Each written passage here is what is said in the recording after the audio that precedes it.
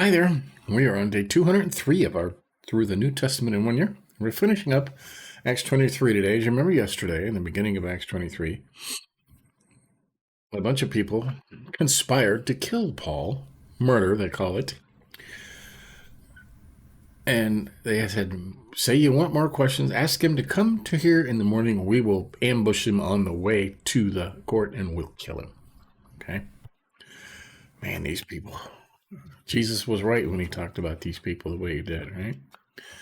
Okay, let's finish it up.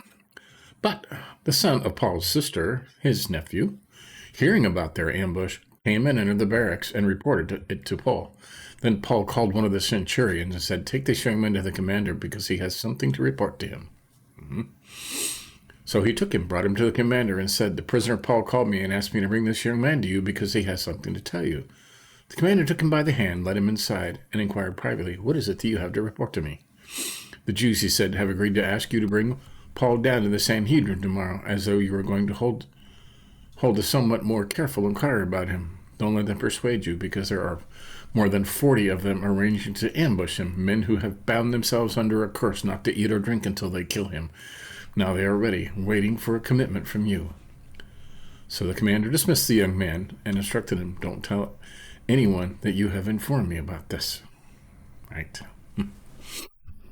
He summoned 2 of his centurions and said, get 200 soldiers ready with 70 cavalry and 200 spearmen. Wow, that's a big group.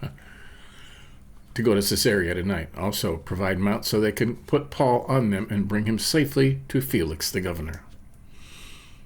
Well, he wrote a letter of this kind. Claudius Lysias, to the most excellent governor Felix, greetings. When this man had been seized by the Jews and was about to be killed by them, I arrived with my troops and rescued him because I learned that he is a Roman citizen.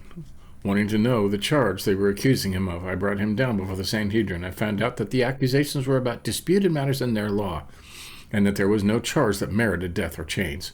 When I was informed that there was a plot against the man, I sent him to you right away. I also ordered his accusers to state their case against him in your presence.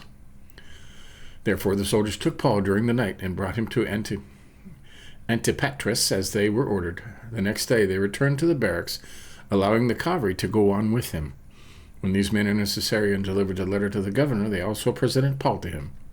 After he read it, he asked what province he was from, so he learned he was from Cilicia. He said, I will give you a hearing whenever your accusers get here too. And he ordered that he be kept under guard in Herod's palace. All right. So now he's in Herod's palace. Right. I think Herod was dead by this time, so Herod wasn't around. His son, I think, was in charge. It may have been worse. Okay. So, and tomorrow we're doing Acts 24, right? After 5 days, Ananias, the high priest, came down with some elders and a lawyer. A lawyer, right? The reattorney man, English, whatever the situation, right? So, and it is noticed we're in the wrong version of the Bible. So. But that's all right. It's all Bible, right? We should be in we're doing the English Standard Version. So. But same thing.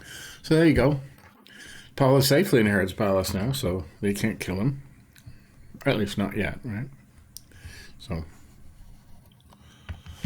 there you have it. Day 203. Catch up in an email. Miss these are nice short videos, and we'll get through the whole New Testament in a year. Okay? And tomorrow we'll do it again. See you then.